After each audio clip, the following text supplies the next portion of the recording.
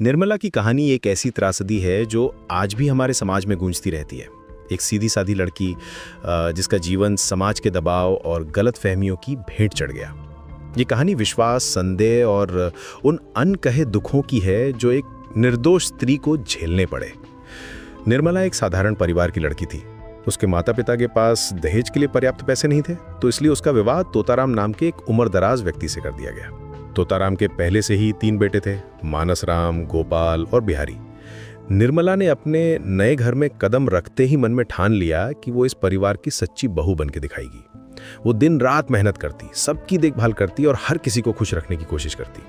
धीरे धीरे उसने सबका दिल जीत लिया, खासकर मानसराम का।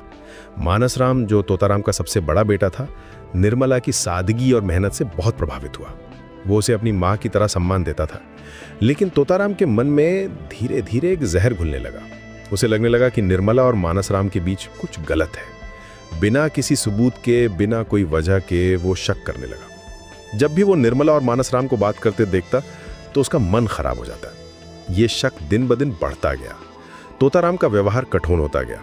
वो मानसराम को बेवजह डांटता, उसे अपमानित करता। निर्मला चुपचाप ये सब सहती रहती क्योंकि वो घर में शांति बनाए रखना चाहती थी। लेकिन छोटू, कभी कभी चुप्पी भी एक अभिशाप बन जाती है।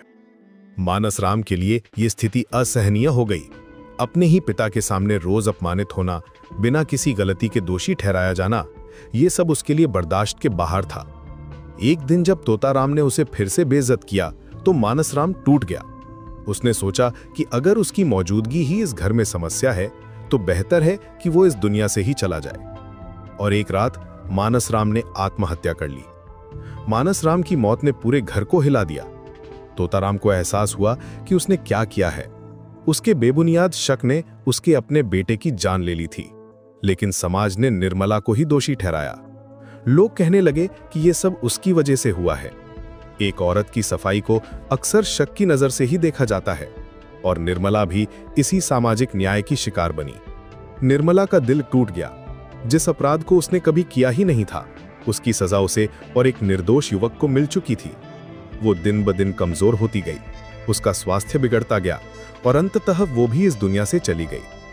मरते समय भी उसके मन में यही सवाल था कि क्या किसी ने उस पर विश्वास किया। तोताराम अकेला रह गया, अपने पछतावे के साथ। उसे एहसास हुआ कि उसके संदेह ने न केवल अपने बेटे की जान ली, बल्कि एक निर्दोष स्त्री को भी मौत के मुंह में ढकेल दिया। ये कहानी हमें एक गहरा सवाल छोड़ जाती है कि अगर रिश्तों में विश्वास ना हो तो परिवार कैसे बच सकता है। निर्मला की ये त्रासदी आज भी हमारे समाज में दिखाई